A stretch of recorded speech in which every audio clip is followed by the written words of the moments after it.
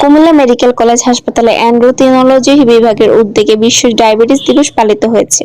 বৃহস্পতিবার 14 নভেম্বর সকালে দিবসটি উপলক্ষে মেডিকেল কলেজ হাসপাতাল প্রাঙ্গণে পদযাত্রা এবং অডিটোরিয়ামে বৈজ্ঞানিক সেমিনার অনুষ্ঠিত হয়। দিবসটিতে এবারের প্রতিপাদ্য বিষয় ডায়াবেটিস সুস্বাস্থ্যই হোক আমাদের অঙ্গীকার। কুমিল্লা প্রতিনিধি সাইদুর রহমানের পাঠানো রিপোর্ট।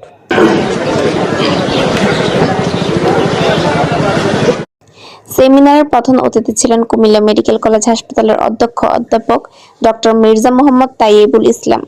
বিশেষ অতিথি ছিলেন কুমিল্লা মেডিকেল কলেজ হাসপাতালের পরিচালক ডক্টর মোহাম্মদ মাসুদ পারভেজ, উপাধ্যক্ষ ডক্টর মোহাম্মদ জাহাঙ্গীর আলম মজুমদার, মেডিসিন বিভাগের প্রধান ডক্টর চিন্ময় কুমার সাহা।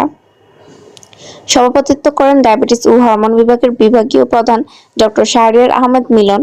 প্রবন্ধ উপস্থাপন করেন আবাসিক medical officer doctor Mohammad Mohibullah ও ডায়াবেটিস ও হরমোন বিভাগ সহকারী রেজিস্ট্রার ডক্টর মোহাম্মদ আব্দুল বারী রোবেল। সেমিনারে বক্তারা বলেন, বিশ্বজুড়ে 80 কোটির বেশি মানুষ ডায়াবেটিসে আক্রান্ত। দেশে প্রায় 1,31,00,000 মানুষ ডায়াবেটিসে আক্রান্ত। বাংলাদেশের অবস্থান বিশ্বে অষ্টম। দেশে ডায়াবেটিসে আক্রান্ত ব্যক্তিদের 43.5% রোগ শনাক্তকরণের বাইরে থেকে যাচ্ছে। 10% মানুষের মৃত্যু হয় এই ডায়াবেটিসে।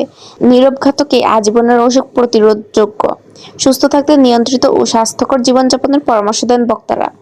প্রসঙ্গত 1991 সালে আন্তর্জাতিক ডায়াবেটিক ফেডারেশন (IDF) 14 নভেম্বর তারিখটিকে বিশ্ব ডায়াবেটিস দিবস হিসেবে ঘোষণা করে।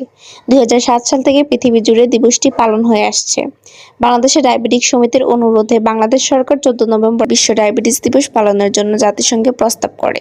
2006 সালের 20 ডিসেম্বর জাতিসংঘে এই প্রস্তাব সর্বসম্মতিক্রমে গৃহীত হয়।